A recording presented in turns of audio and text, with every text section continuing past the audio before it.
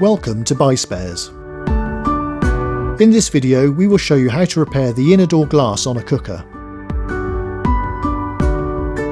Important: before replacing a part in any electrical appliance, you must ensure it is first disconnected from the mains.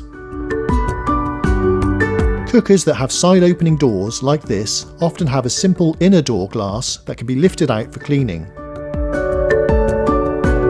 If the glass back is allowed to fall against the stops in the door when refitting, it can break the stops and smash on the floor. It is important to check the glass stops whenever refitting the door glass. To check the condition of the stops, carefully remove and look for cracks or damage and replace if required.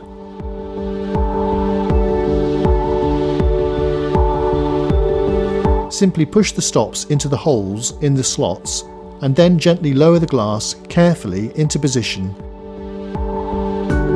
ensuring any markings on the glass can be read when fitted.